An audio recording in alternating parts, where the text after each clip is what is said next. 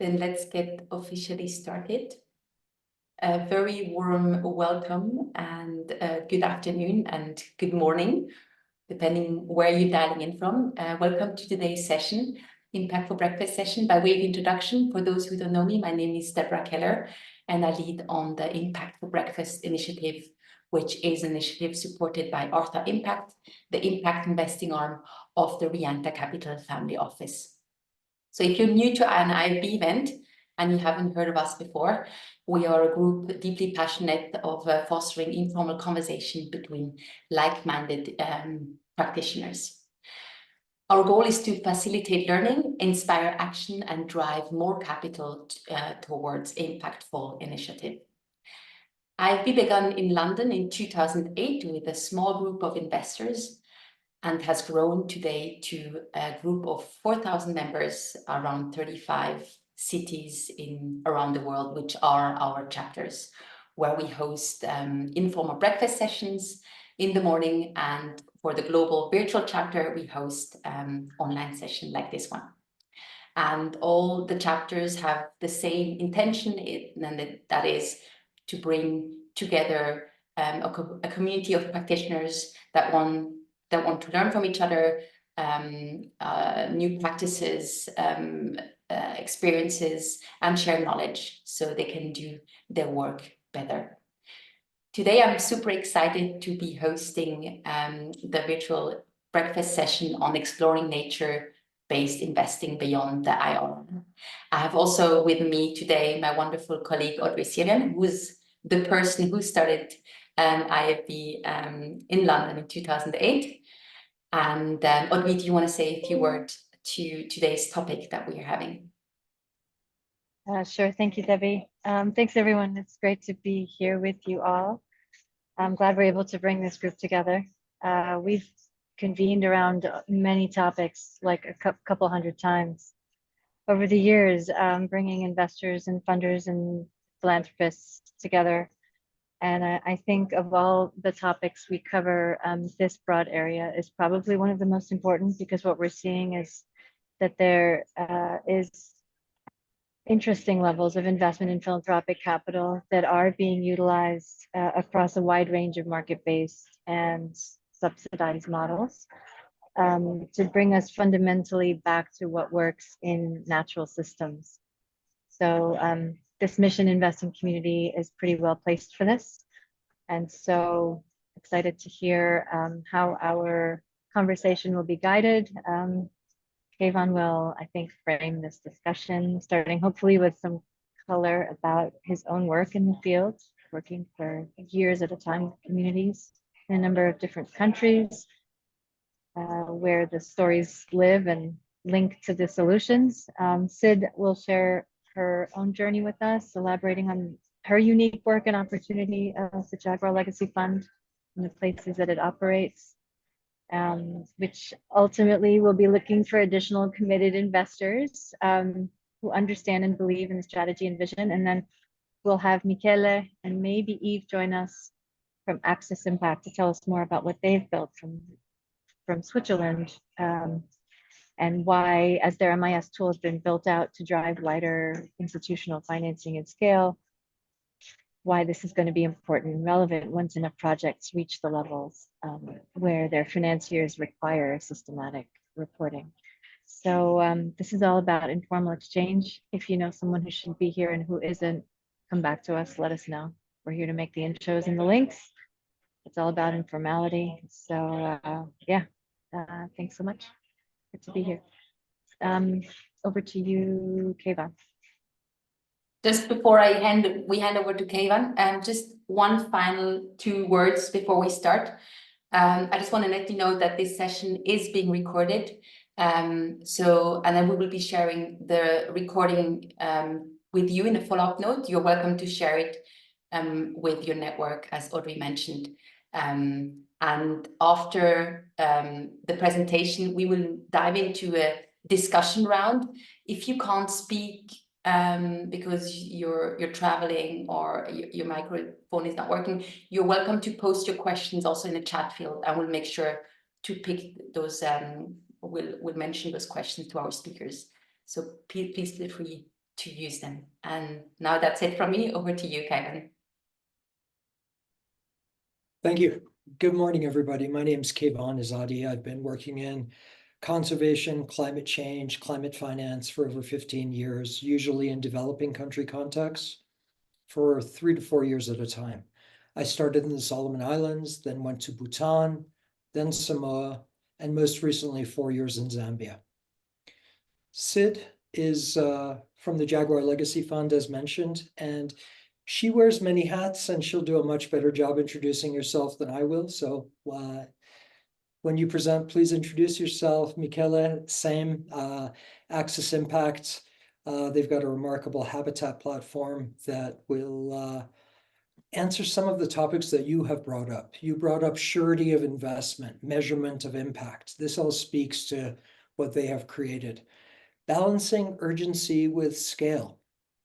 Natural and technology solutions, the deployment of the right type of capital and the right timing of capital. These are all critical things, issues that you've brought up and presented to us.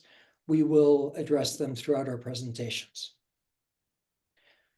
So if you can give me just a few minutes to set the scene, tie back to our goals for the sessions and the presentations, I'd appreciate that.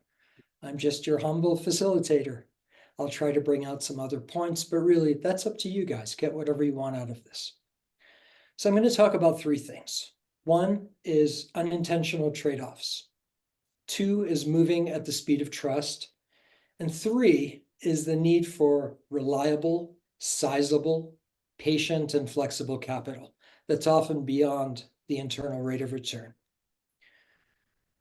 So my experience doing this, designing NBS projects for the sake of modeled returns often introduces unintentional trade-offs.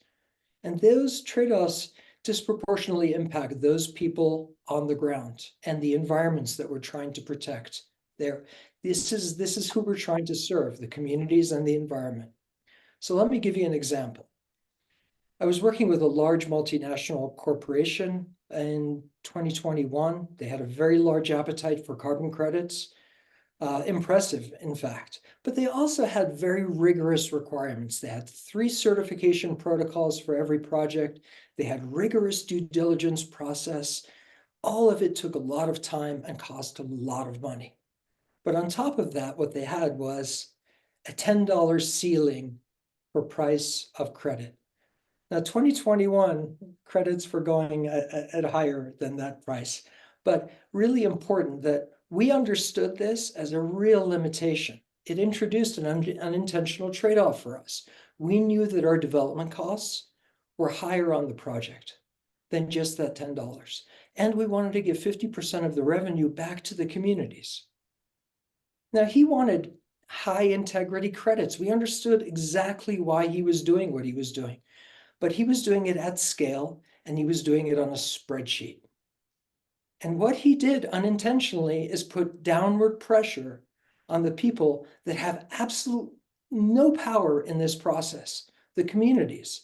So when we say we want community-centered projects, we have to also understand what we are doing to affect that, the unintentional trade-offs that we're introducing into this.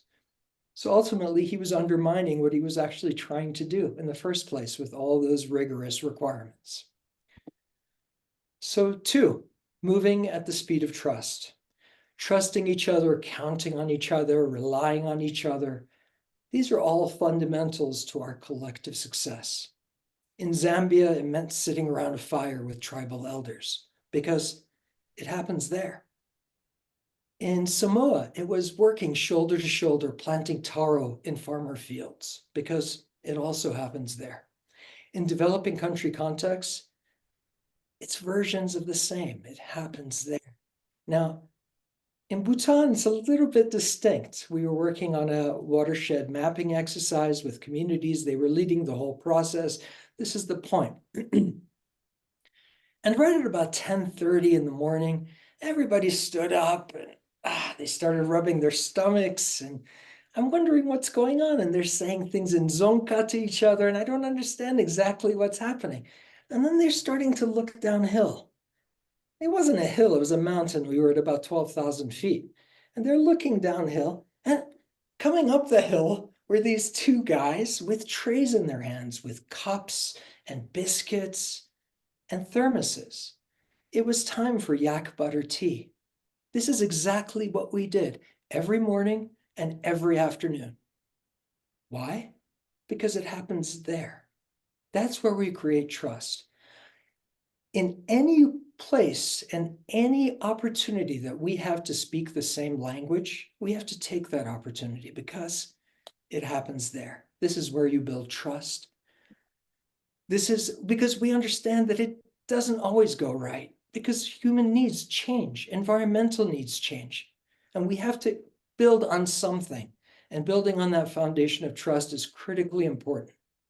It takes time up front, but it has many future returns. And we're talking about projects that are 30 years or longer. We should invest up front. So limiting unintentional trade-offs and maintaining trust requires reliable, sizable, patient, flexible capital that's beyond the IRR.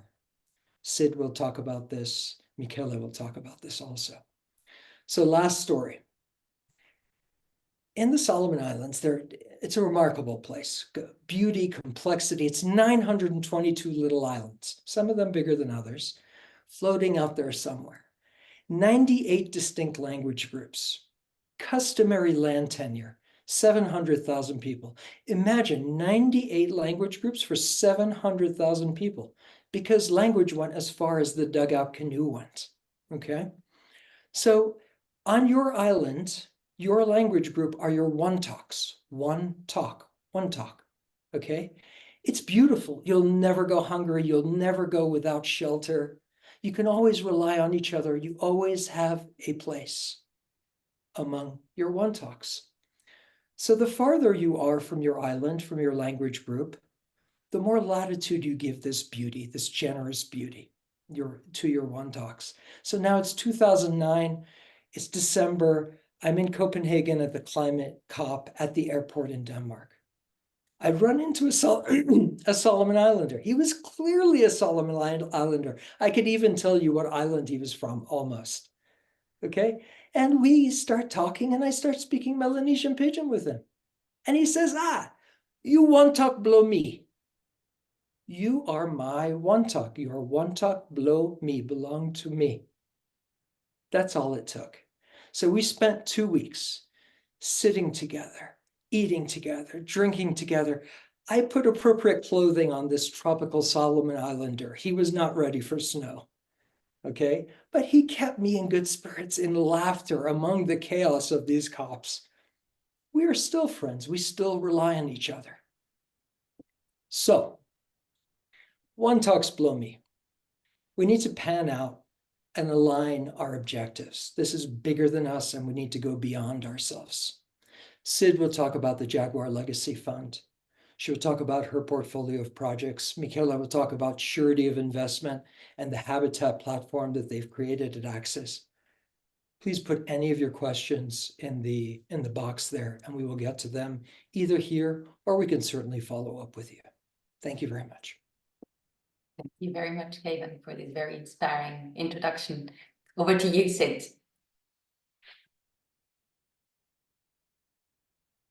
Thank you, Kayvon, for those stories. I love them.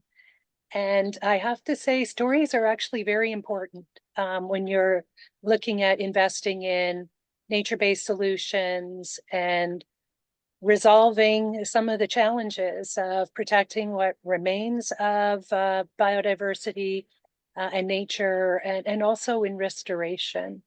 Anyway, I want to thank everyone for inviting me to this event. It's my first Impact for Breakfast, but I just finished my breakfast, and this is a great way to start the day. Just a little bit of background. I used to work on those climate change negotiations before the UNFCCC was adopted in 1992. And I actually try to avoid some of those meetings now. They're just so high level and a bit removed from on the ground, but occasionally they make progress. I also worked for over 18 years at the International Finance Corporation, which is the private sector arm of the World Bank Group. And I'm so grateful for that time, because one of the things I learned there was that when you're an investment bank with a development agenda, you are really looking beyond just the financial returns and looking at what are the other outcomes that are desirable. And I learned, I never worked on this project, but IFC invested in a trucking company in Africa.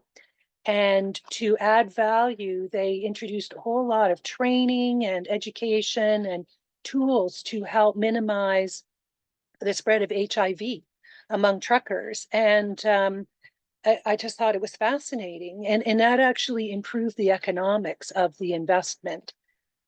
So we learned from, I have to say, a younger age, how to look at these sort of more social aspects and other angles, the stories also of investing. And yeah, over the past, well, my last project at the IFC, I worked on the world's first carbon-linked bond. And in that process, due diligence projects around the world that promote conservation. And in that process, learned how important it is to look at what are the underlying communities doing, what are the underlying economies, and what are the drivers of deforestation and negative impact. And so after that, I approached a nonprofit called Panthera.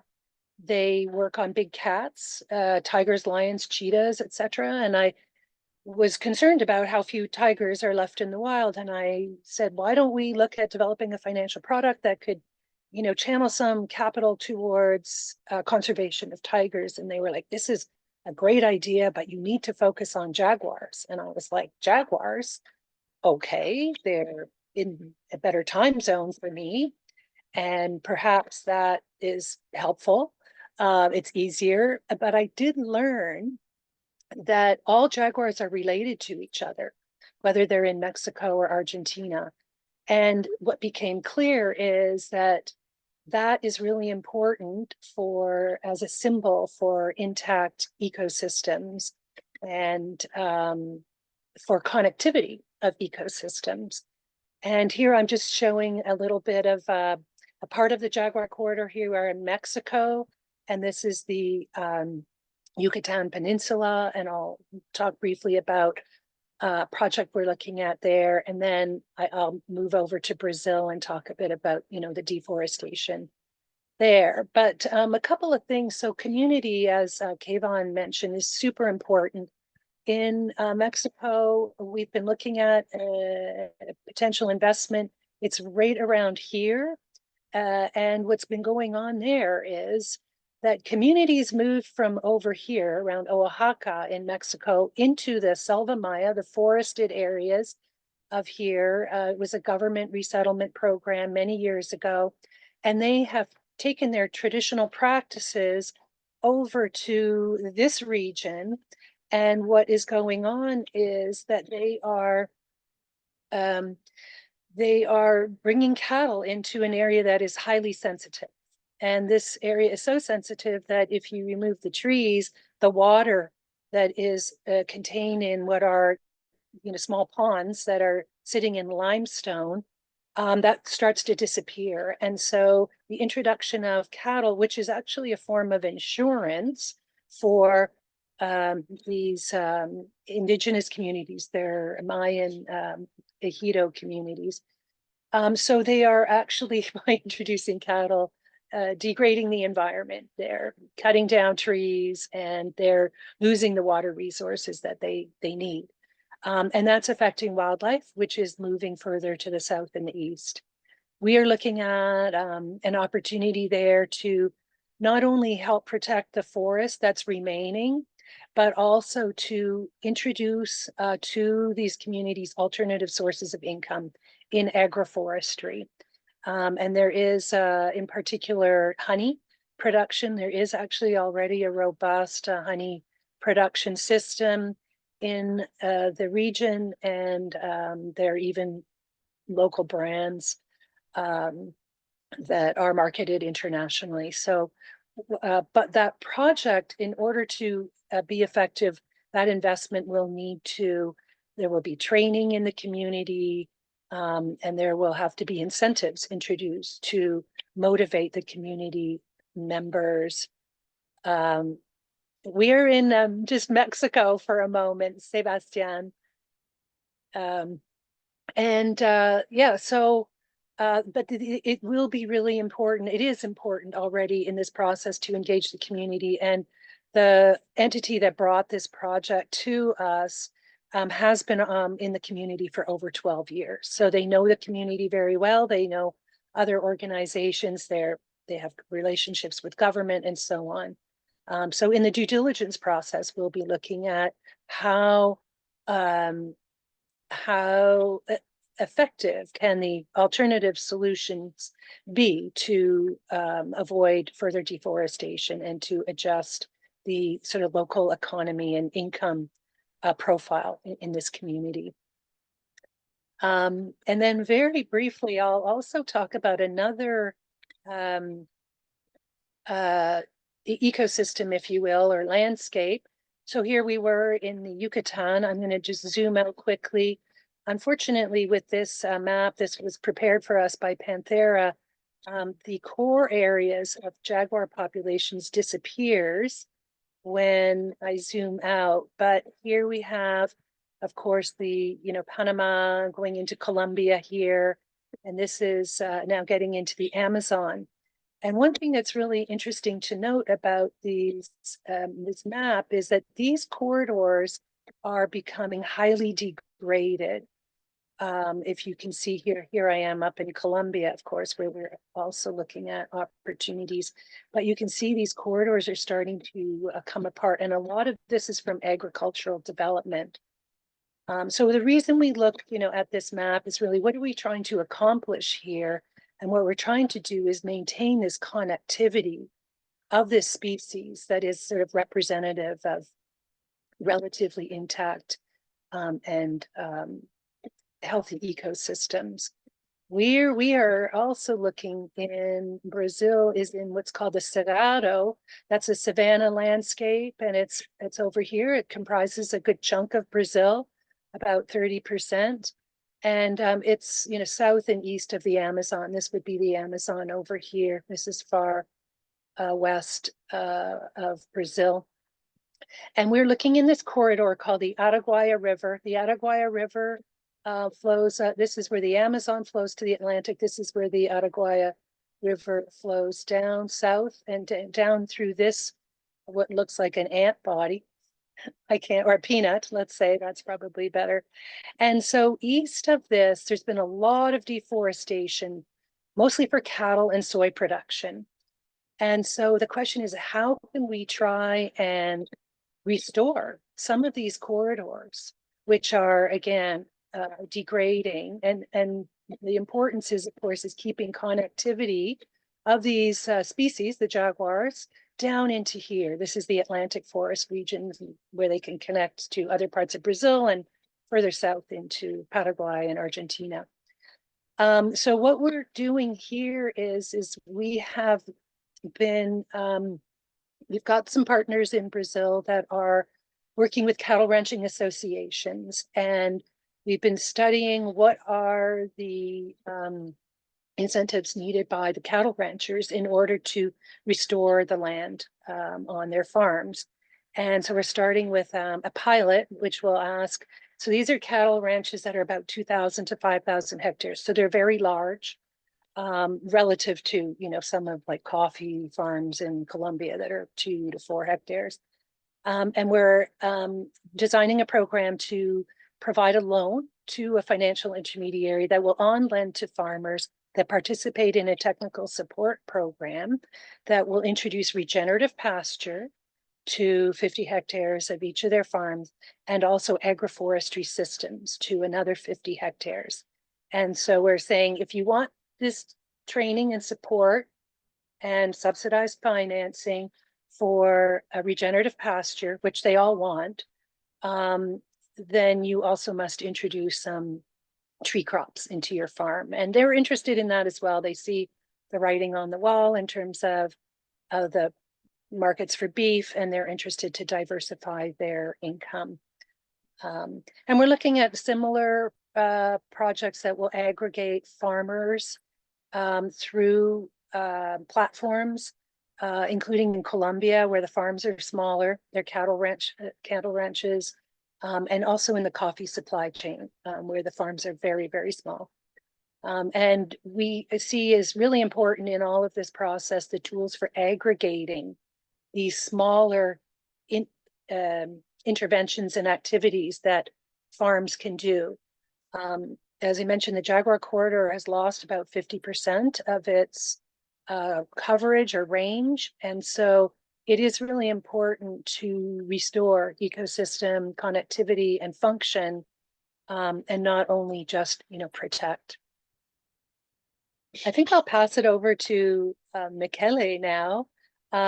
We actually have been collaborating with Michele's company to aggregate impact outcomes from some of these projects, because if we don't have a platform such as theirs, the costs of measuring and monitoring and so on of impacts becomes prohibitive, and then the economics of these investments are affected.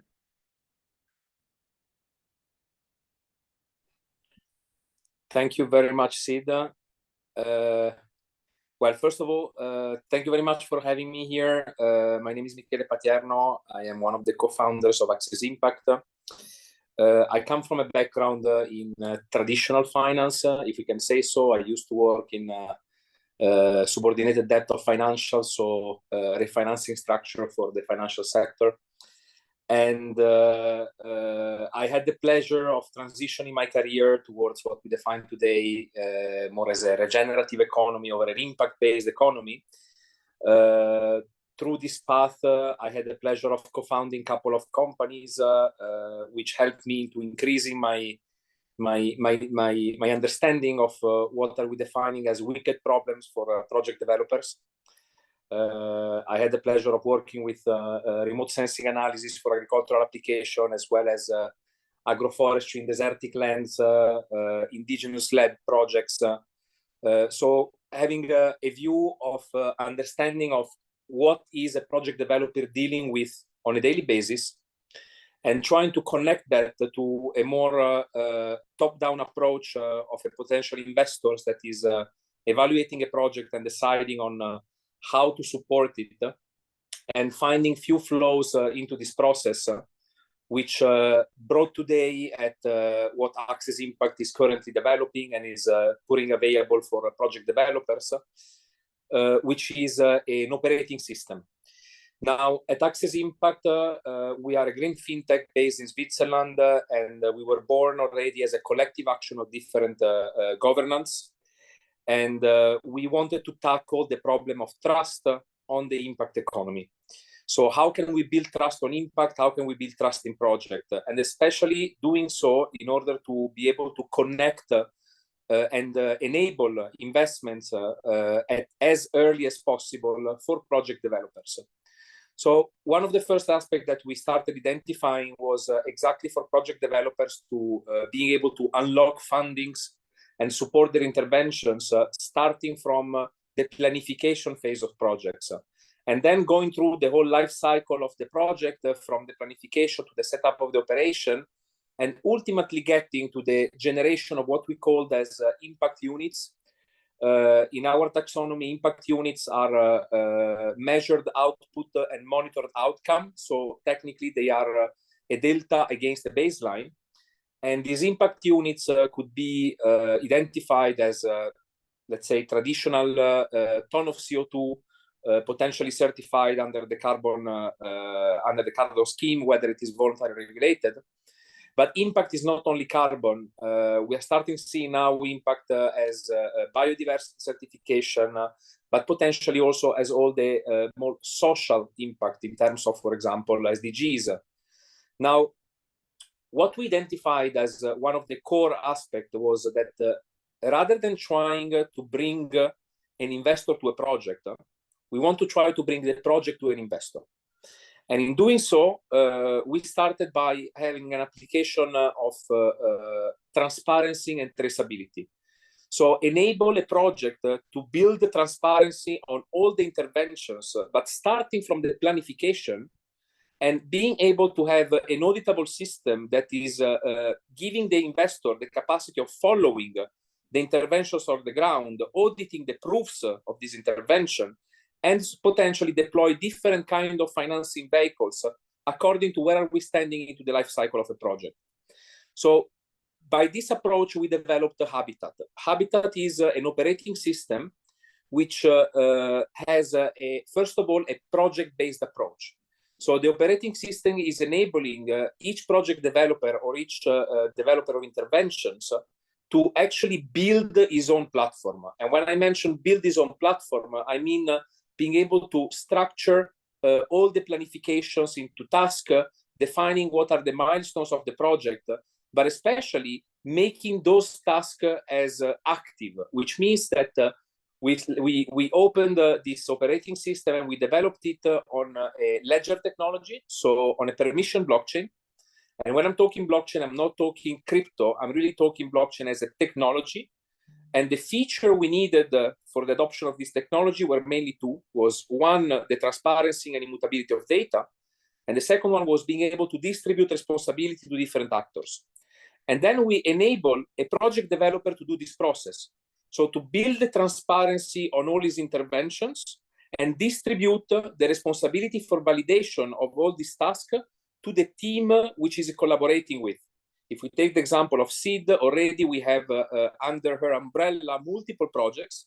So already we needed to have a system enabling all these projects to have their own dedicated framework and customized on their intervention. But then each of these projects, they collaborate with multiple stakeholders. So that's where the blockchain comes into play, being able to distribute responsibility of each task to a different stakeholder. Now, this is giving project developer a tool to being able to develop their own intervention and harmonize or streamline their process towards multiple actors. But if we change the point of view and we give accessibility to such a system to an investor, then we are able to assess where are we standing to the evolution of a project and technically identify what is the risk of an investor to participate into a project at any given time. So basically building a sort of capital structure behind this each project that can go through from early stage participation on a project as a co-developer, where there is a high risk for an investor and where the developer could actually participate into the equity of the project, or it could be participating in form of donation.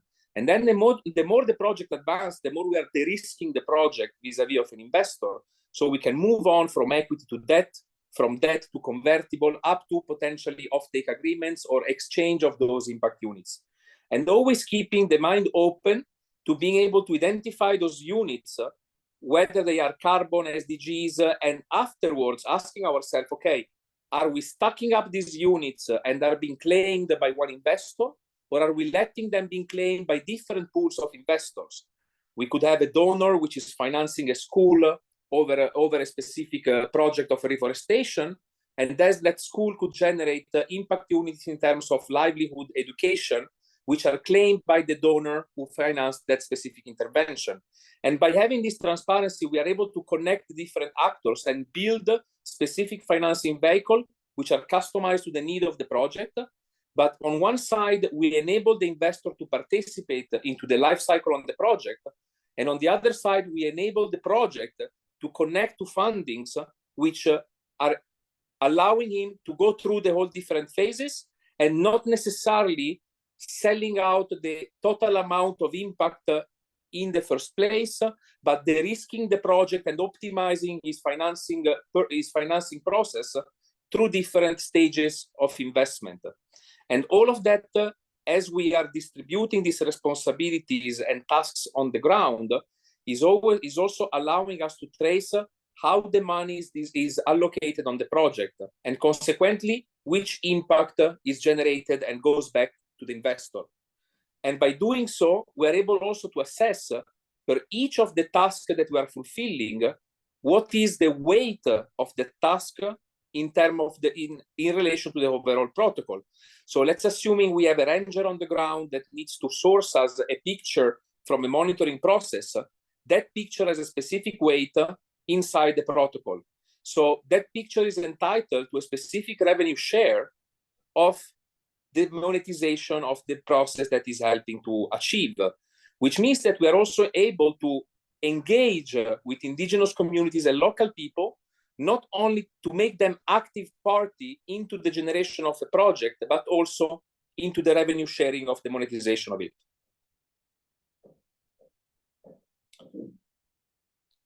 I think like I'm gonna stop here and maybe we open to questions. Otherwise, I can keep going on and enter into the features and different use cases. But maybe it's better to keep an open dialogue on that. Thank you very much, Michele. Yes, so let's open up for questions. So please feel free to unmute yourself and throw your questions in. Again, you can also use the chat field, and I'll make sure to pick your questions up from the chat field. So please go ahead, dear attendees. Michele, I put it in the chat. Should we be encouraging impact investors to care about causality? Should they be able to say, that was me, that was my money, I'm isolating it, and this is what I've done? Is that the right behavior to incentivize? Well, I think for sure, being able to claim what an investment has triggered in terms of impact, it's key for certain specific investors. If we look, for example, as supporting, ultimately the reason why we would be supporting certain projects is, yes, of course, we have all the donation aspect of it, which triggers a specific interest from specific kind of investors. But ultimately, in the impact environment, we see as the driver, the capacity of being able to be connected to a project, be part of that project, and in that way being recognized as supporting a specific project.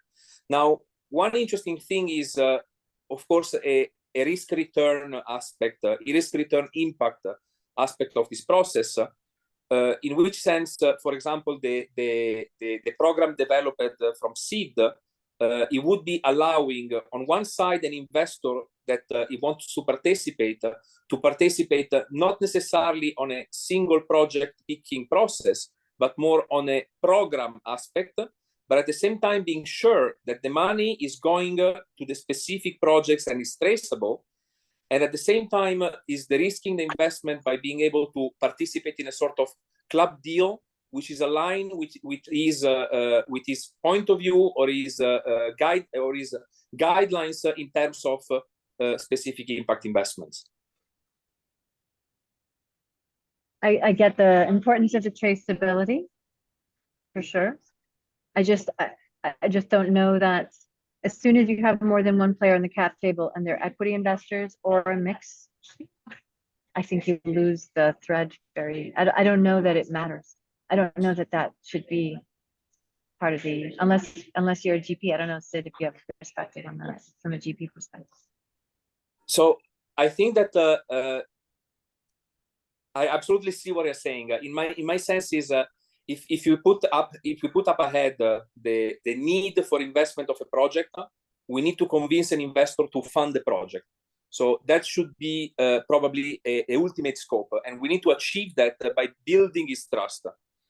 On the other side, the project developer should be able to, especially if we look, for example, at projects such as indigenous community-led projects, we should be able, and that's what we are currently evaluating, is having a governance structure inside which we should have members of the indigenous communities, we should have the project developers, we should have also the investor himself, and aligning the governance in a sort of polycentric approach where we have a steering committee and we have defined guidelines that define how the investment should be deployed. So I think that it should be the right equilibrium between gaining the trust of the investor and ensuring that the money is used in the correct way. Thank you. Mark is asking, are program officers happy to report regularly to investors? Wouldn't it add too much work to their operations? There's so much to that, right? Are they happy to do it? Do they have the capacity to do it? Do they have the connectivity to do it? That's the trouble with relying on just a ecosystem, a platform, and not understanding the human elements all along that chain. Mark, that's an awesome point, right? How are we going to get the best available data? How are we going to be able to remotely verify that data? These are critical points. So we can't just simply rely on an output or report, but we have to understand where those connections are made inside the system. And if I may add on this point, what we see as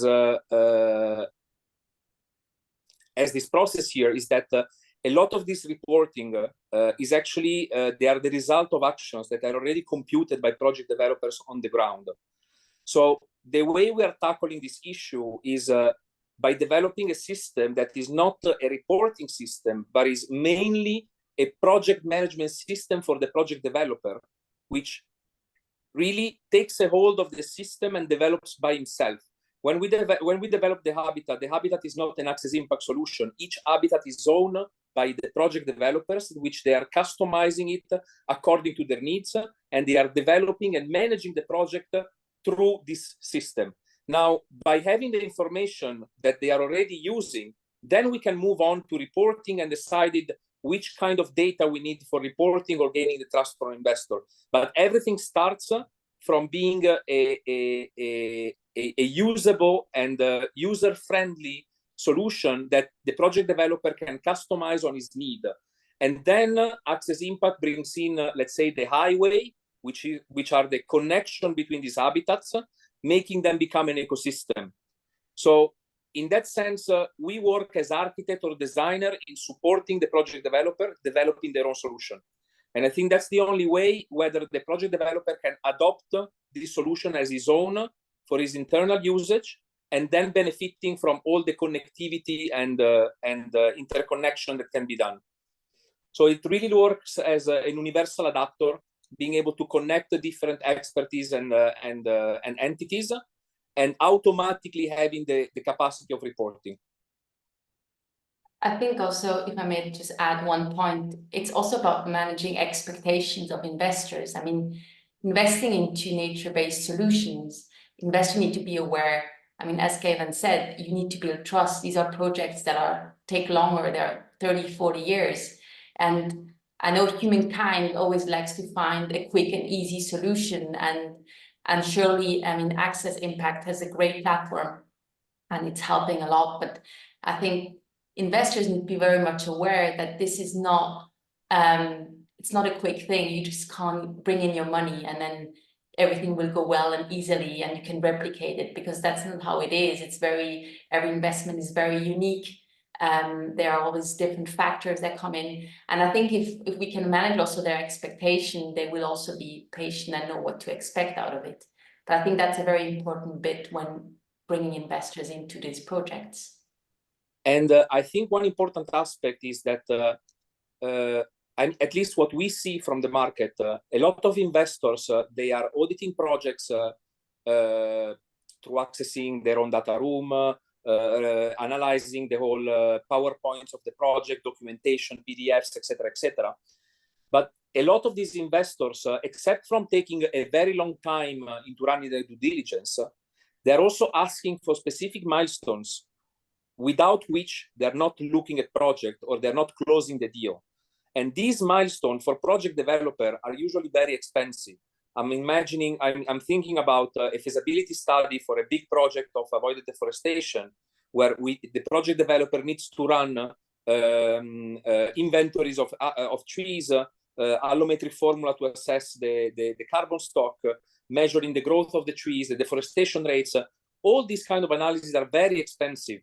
But at the same time, if we fragment them in specific tasks, we can find the investor that is willing not specifically to fund the overall project, but financing specific intervention and enabling, for example, some result-based financing.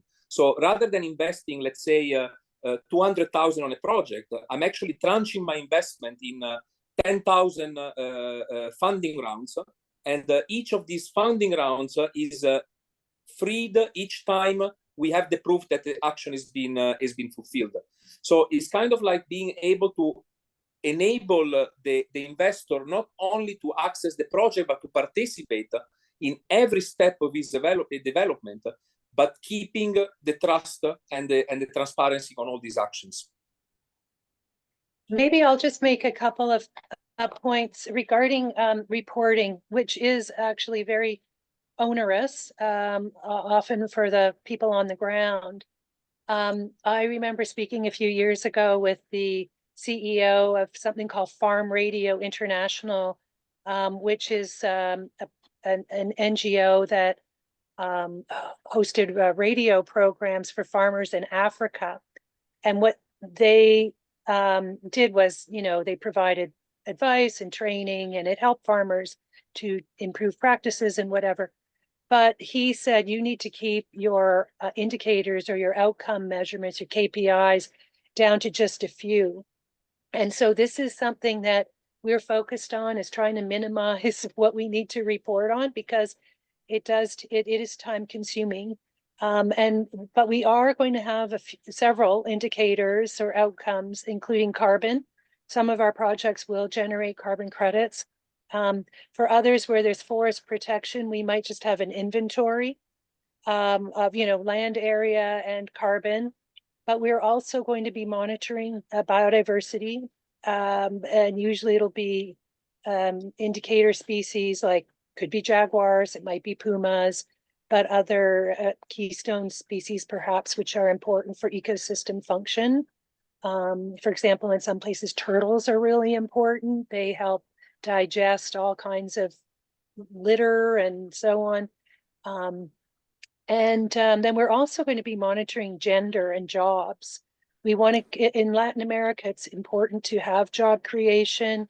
As you know, I'm sure in Europe and Africa, there's a big concern about job loss, climate change impacts, migration, all of these other sort of ancillary impacts. So we do want to focus on those main areas, and we will be using, for some of our projects, not all of our projects, but some, especially where we're aggregating farms,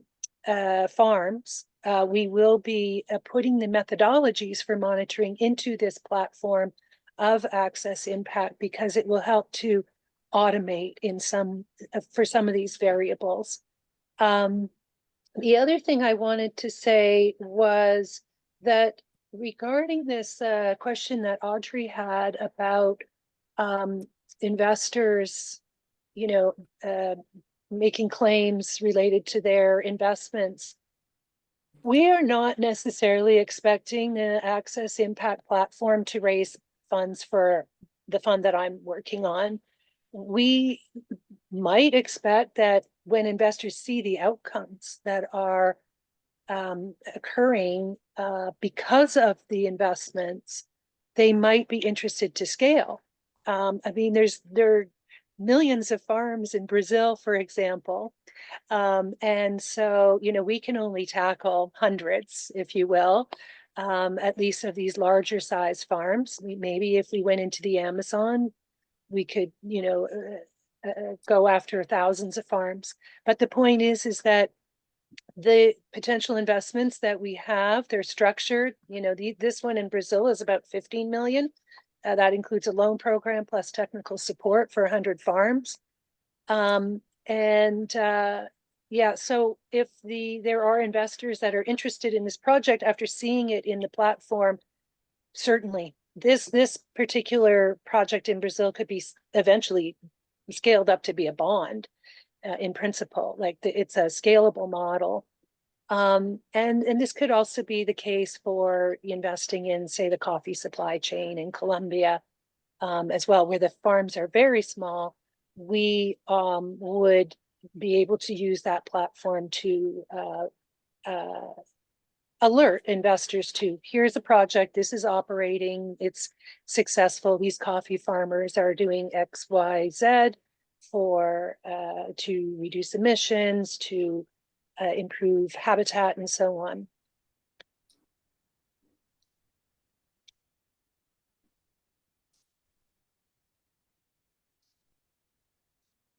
We have more questions from our attendees. Please feel free to unmute yourself. You can just press on the mute button or raise your hand.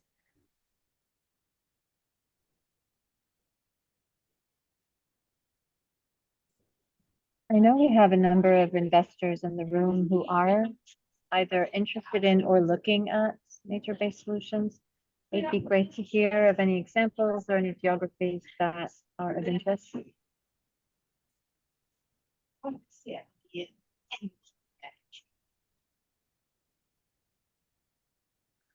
While folks are thinking about their next questions, I just wanted to add a point about monitoring, because this is a big issue. And in fact, I noticed earlier before I joined this group that a report just came out, and it's sort of a compendium of all of the different biodiversity credit proposals that are out there, and what the authors are trying to do, which is a coalition of biodiversity credit project developers, is to find some kind of commonality of, you know, common measures, interesting. It's an interesting tool. We've seen this in the carbon markets. In the 2000s, there were probably more than 20 different standards that were out there being proposed to measure carbon credits and from different kinds of projects and so on. And over time, and it didn't actually take too long, but some of them, you know, moved forward and were able to consolidate, or some just dropped off the table due to conflicts of interest. But we're seeing the same thing in the biodiversity credit market. What we anticipate is we might refer to some of these methodologies for monitoring species, for example, but the big challenge is the ecosystem connectivity that I referred to earlier. And this is really important, is to understand the dynamics of the communities, the entrepreneurs, the businesses, et cetera. And that can include big business like Cargill and Nestle, you know, procuring from thousands of farms, soy or cattle, and, you know, what are they doing? So anyway, I just wanted to say that there is no one solution right now for measurement, but there are certainly efforts underway to try and standardize, but it's not clear to what extent those will be standardizable and whether biodiversity credits are a solution for everyone. I was at a conference in New York last week about nature-based investing in the Americas, and nobody knows which direction this biodiversity credit market will go. And personally, I'm a little concerned about, you know, what happened in the carbon markets with, you know, there are some bad actors, and then there's a limited understanding of sort of how the market evolved and why some of the methodologies are the way they are, and who got affected when buyers decided to move back and sort of assess what's going to happen. Some of the communities are the ones that suffered. Their funding was taken away, and the incentives for, you know, stopping deforestation or whatever it was, restoring lands, were disappeared. So we have to be careful in any approach that we take that we're not going to subject communities who are, or, you know, people who are very poor. Poverty is a big driver of deforestation and biodiversity loss, and we have to be careful we're not subjecting very vulnerable people to the whims of markets and the Guardian and so on. So Louis asked whether you can share that report that you mentioned. Or your mute, Sid. I'll look for it now. Okay, good. Otherwise, I can also forward it in the follow-up note that I'll be doing and sharing the recording. That's fine as well. Mark had another question.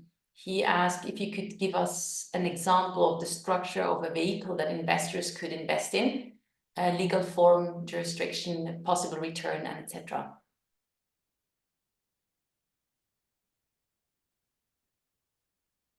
Yes, sure. I've been working for several years now on a private fund, and this private fund it is evolving. We spent a lot of time on the pipeline and understanding exactly, how to invest, what to invest in.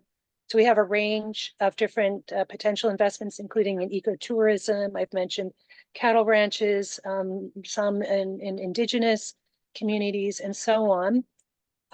We are targeting in total about $100 million US. It looks like our first close will probably be in the next few months or the fall, probably around 40-50 million. We are looking primarily for debt. We do have a couple of carbon investors that are interested, and actually one is already, we have an agreement with them. They're interested in developing projects that are that they are comfortable with. There's a second one. It's a European energy company. Actually, they are in the same boat. The carbon market has changed a lot, so the carbon investors are not all of them anywhere looking at buying credits off the shelf. They actually want to get involved early on in the project, provide capital for a share of the credits. The debt side, we're looking more, for example, at lending to financial intermediaries, like local banks, like a Brazilian bank, for example, that already works with the farmers. So they have established relationships, they're credible intermediaries. And then, of course, we'd be also lending to some companies that are implementing or cooperatives, farm cooperatives. Jurisdiction, we'll have a couple of jurisdictions for European investors. We'll do a structure through, it'll probably be a feeder fund through Luxembourg, possibly an SCSP.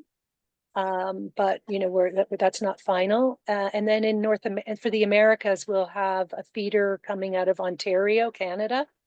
And that probably the master will be in Ontario, Canada as well. Our accountants are saying if you have no US-based income, there's no reason to have a US-based fund. What was the other part of it? We have actually possible return. So for debt, we're looking probably in the upper single digits. If we end up having enough interest on the equity side, we have investigated a pipeline, and that would probably generate returns, I'll just say in the low tens. I don't want to say the low teens, but there's some really interesting companies that we've been looking at that have also aggregation platforms. For example, there's one that aggregates textile production by artisanal and marginalized producers in Mexico. They get shredded leftover materials, say from airline blankets, and those are dyed, and then they produce products that are ultimately sold to standardized, aggregated, sold into global markets like Apple Computer and others that need these textiles for certain of their products or giveaways that they give to their customers. So that is employing women in rural Mexico, for example, and we've talked to them about the possibility of investing to introduce natural fibers and wood-based or natural products basically into their supply chain. So these kinds of businesses are just growing like gangbusters. I don't know if that word is used in all countries, but and then we're also looking at if we do equity, there's a similar kind of aggregation platform for ecotourism where a lot of people are now looking in Latin America for very unique experiences, like with indigenous communities and so on. And this is also growing quite rapidly, and these opportunities or these experiences are being put together on a platform and marketed internationally. So I hope that helps answer the question. And of course, if you have any other questions, by all means, please, you can get in touch through Audrey and Debbie, or even AxessImpact, or you can find me on LinkedIn as well. We'll be also happy sharing contact details of the speakers. Audrey has a question. In general, roughly what percentage of these for-profit structures are taking into account local community ownership in their cap table? Is it this highly common or uncommon? In India, outside of co-op structures, everyone talks about this and hardly anyone does it. Maybe I can give the view based on our experience on that point. So we are currently supporting around 40 projects around the world. Some of them are actually projects of projects, so it's what we define as a habitat of habitats, which is more an ecosystem. In that sense, we have entities for profit which are grouping different underlying projects which are indigenous communities based.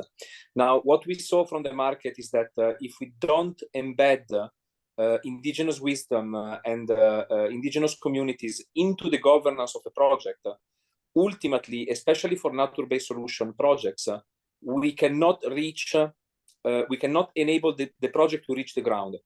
If we don't take into consideration, for example, local consultation and free prior consent into the governance of the financing vehicle, into the prospectus of the financing vehicle, we risk the project to enter in conflict, for example, with the rights of indigenous people of extracting from the forest. So there has to be a governance which is embedding both into the prospectus of the investment and into the governance of the project, local communities. And ultimately, we start to see regulations coming into place from, for example, from few countries in Africa, where there is and that works especially on the carbon market, there is an obligation by law into the sharing of the monetization of credits with the indigenous communities on the ground.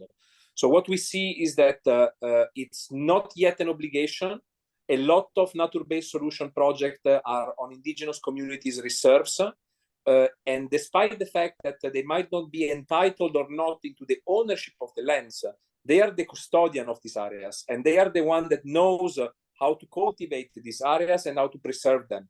So I think that even if in certain part of the world, the percentage where indigenous communities are included into the governance is still low, there is something that is going to change and rapidly in the coming years, as ultimately the 5% of the population worldwide are indigenous communities, and they're actually protecting 90% of the natural reserves worldwide.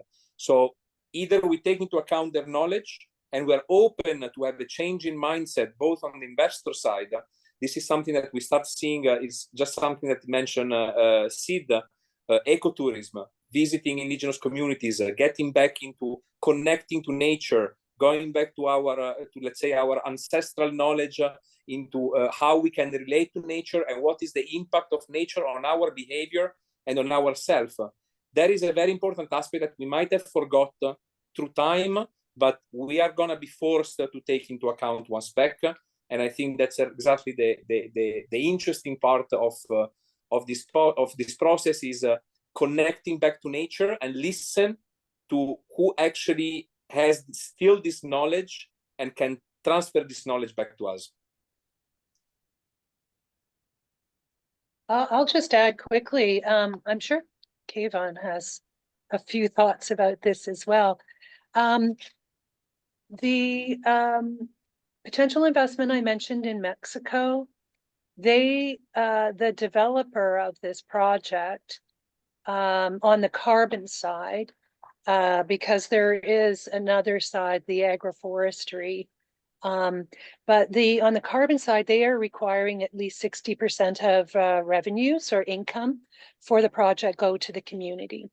And that came from a requirement of the Plan Vivo standard, which the project may not end up following on the biodiversity credit side. But anyway, they like to use that as a standard approach for actually all of their projects. So we look at this a little differently because, and maybe when I can talk about the Brazil project example a bit too, but we are also, we're not just buying carbon credits. I would say only maybe half of our projects investments will generate carbon credits. We're also just, as I mentioned, looking at maintaining biodiversity and nature and restoring it. And that's not necessarily always carbon, or there's not a lot of carbon. For example, we're looking at some agroforestry investments in cocoa in Central America. These can be scaled. The price of cocoa is going through the roof, and they're credible companies that are already doing this. They have great counterparties or buyers already, so they know what they're doing. But so on the agroforestry side, unless you're planting trees, there isn't a lot of carbon. So what we are is we're investing and we're creating jobs and so on. So there are benefits in the communities. On the Brazilian, we're taking a sort of the traditional carbon project and flipping it around because it doesn't work in the old way. So Brazilian farmers are sick and tired of talking about carbon. They've been hearing about it for 10 years, and they're like told they have to go measure trees if they plant them, and it's just beyond, they're cattle ranchers. So what we're doing is that we're taking that all out of their hands and we're putting that in the technical support partner. And we have a carbon developer there as well that already works with these farmers in the Cerrado.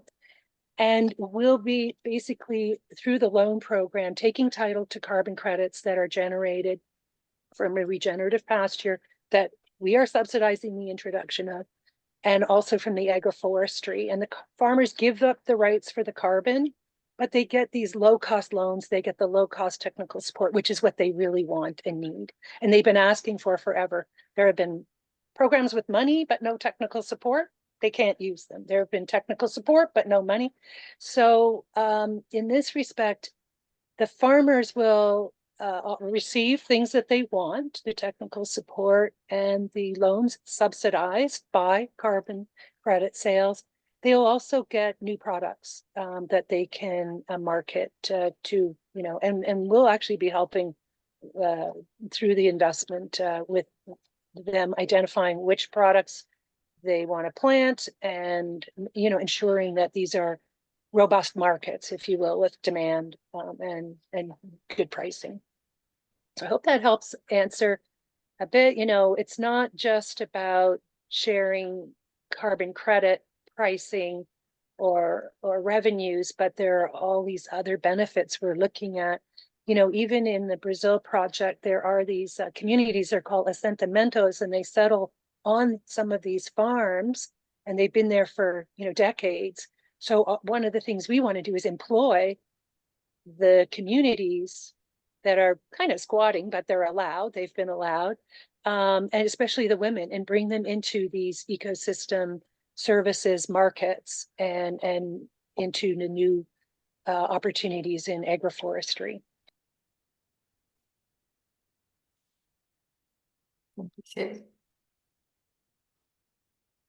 Thomas is asking whether there are any projects in Europe. On our side, we do see a lot of projects, but we're getting out of, let's say, ecosystem protection and more into sustainable agriculture, soil regeneration, agroforestry. So it's more into the transition rather than into the protection, or directly into innovation. So which is more axed on, for example, reduction of value chain for the suppliers on company side. So it's more in the reduction than into the positive impact creation. Otherwise, in the sector of agriculture, there is a lot of movement into transitioning to more sustainable practices, which can then be triggered into efficiency, into less negative emissions created, but potentially also optimizing the processes which are resulting in a positive impact in terms of increasing yield, water management, or soil regeneration at the soil biome level. So avoiding negative impacts such as fertilizer or pesticides. That is in our experience on the European territory. The other thing which is moving fast is regulation, especially around the ITMOS and the Article 6.2 of the Paris Agreement, where countries are setting into place bilateral agreements to be able to officially support through the regulated market projects in the south, or project more in the south, whether it is South America, Africa, or more emerging countries.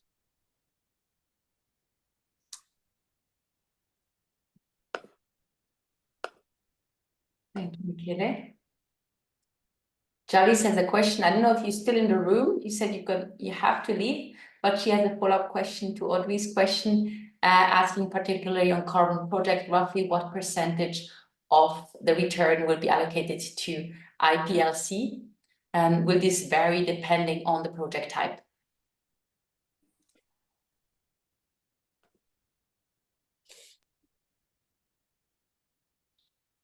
Should I take that? You're welcome to, Michele. I can talk, for example, for Tanzania jurisdictions where at least 30% of the project has to go back to indigenous to the local communities. We are seeing similar percentages, so it's a little bit of a blend of 50% of projects that are being reallocated between indigenous communities and around 20 to 25 for project developers. The remaining part is usually for the project developer and potentially the investor that participates in the project. Sorry, the remaining part is for government, local and central governments, and the percentage for the investor.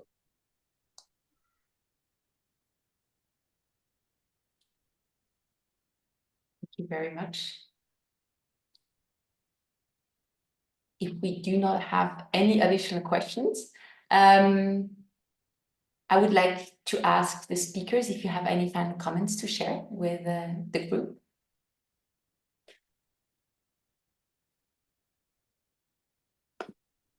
I mean, I'll only say that I've been doing this for enough time to be highly critical of all of this. We should be doing this for very different reasons than what works out to make sense on a spreadsheet. We should be doing this for a collective reason, right? So every point that is made, I always think about the counterpoint, right? We love the idea of IPLCs getting the vast majority of the revenue. Okay, but then what happens to the developer? The government is all of a sudden at the table. They want 25, 50 or more % of the revenue. What happens to the return profile? So some of these things lie outside of there. We have to look at what assets we have as individuals, where we can influence the change that we want to see, and engage on that level. So for me, it's really complicated when we try to fit a project to a return profile. Sometimes it just doesn't fit, right? Sometimes technology is lovely for transparency, but it's not the panacea. So we get into these complicated situations where we try to respond to this particular element at the sacrifice of this other. And we have to understand that with nature-based solutions, there has to be some wiggle. There has to be some adaptation. And that adaptation has to be built on a foundation, again, of trust with communities. Because when a government says 30% needs to go to communities, how do you know it gets there, right? There have to be those relationships all along that chain to ensure that it's actually going for the intended purpose. I'll stop there. Thank you. I'll make a couple of final comments, including one that sort of follows on what Kayvon just said. you know, there are all these questions about biodiversity credits, and I'm certainly not clear on whether there's real demand for those, but and I mentioned earlier the concern about not getting communities all caught up in international systems and the whims of the market. One thing that is really important, though, is for those of us who have spent a fair amount of time looking at ecosystem services and these markets, is one of the objectives is to help communities to better understand what are the assets that they have. For example, like, you know, if they're living around this, is there a way to, and I hate to say monetize, but get or create or give value from this that doesn't necessarily involve, you know, submitting documents to some standard for registration and annual verification. It could be helping communities to figure out ways to charge for water use or maintenance of the land or maintenance of pollination or whatever it is. So there are all these ecosystem services, and as we know, many of them are not in the markets yet. They're not accounted for and so on. So it's important to help communities to figure out, and when I say communities, I'm thinking of farmers, or it could be a community, but these are the people on the front lines of this kind of environment. The other thing I would just say that's really important is to figure out models for scaling, because this is a challenge in looking at, you know, investing in nature, is that there's no cookie cutter solution. If you can find something that works on a number of farms and you can find ways to scale it, great. If they're in the landscape and they're close to each other, it's obviously easier. But these different tools, and there are all kinds of tools. AxessImpact has wonderful tools. Financial institutions that have existing relationships with farmers are great, a great tool. There are also, with technology, all kinds of platforms evolving. Some of them, you know, more useful than others. But this is one of the challenges, is to find enough similarities, or, you know, similar interventions, if you will, and scale them so that you can attract capital to invest in solutions. We really do need to maintain biodiversity and ecosystem function on this planet. So it's really just a matter of finding the right tools and for the right, you know, ecosystems and communities and so on. And if I may add on that one, I think that education and understanding of ecosystems and planetary boundaries should also come from towards the investor side.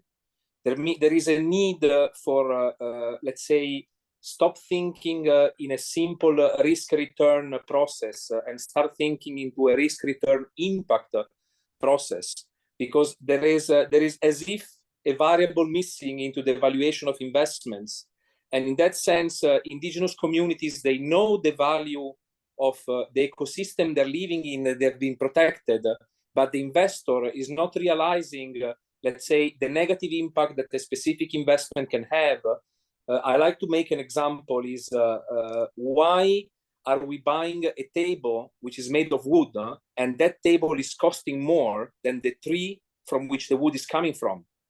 And there is a change in perspective that we need to do into assessing that these ecosystems are actually part of our overall environment, and we have boundaries, and the boundaries, they needs to be, let's say, considered as if like every investment has a negative impact or a positive impact into the ecosystem.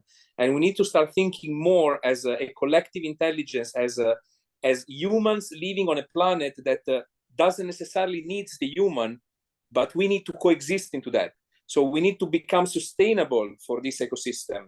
And in that sense, we need to change our mindset into, on one sense, what are the benefits that this ecosystem gives us in terms of health, in terms of education, in terms of knowledge. But on the other side, also, what do we need to do to preserve this ecosystem? So this impact concept has to be taken into account into the core principle on how we take decisions and how we deploy fundings into the environment. I'll add to that, Michele, only to say that there's a lot of impact investors who are called self-styled impact investors or mission investors. We talked about this the other day, and they certainly don't behave like that when they're at the deal table.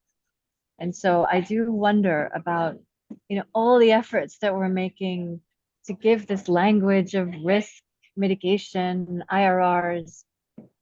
I mean, of course, it's part of a calculus, but it is by its very intrinsic definition a part and not the whole part. If you wanted to do the whole part, I mean, go be a VC or private equity, emerging market private equity fund. It's a completely different mindset and mechanism. And so most people in this community, I think, do accept the fact that you're going in, you're not in for 3 years. I mean, Rianta Capital's investments, the vast majority of our investments are 10 years old and counting. And so I do think there's a certain behavioral element and also like the facilitation that we as conveners and intermediate people who are like talking, telling stories should be doing, and then maybe should not be doing to grease the wheels and make it so much easier for folks to just come back to those traditional like ratios, the traditional way of looking at things, which doesn't necessarily serve.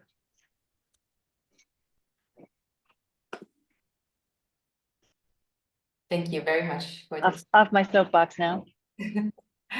Thank you all. As I said, I'll be sharing this recording with you. I'll be sharing Sid's report that you mentioned. And so our network grew only by word of mouth, by connecting people shared about us and brought people along. So please do the same. If you know anyone in your network that should meet Sid, Keivan, or Michele, please make sure to connect them so their network grows as well. It's all about collaboration and finding the right people so we can move forward with our work. So if you can help there, please do. Thank you very much, everyone, for joining today. It was a great session. And thank you to our wonderful speakers for those inspiring presentations. And I look forward to see where your journey goes. So take care, everybody, and hope to see you soon. Thank you. Thank you very much.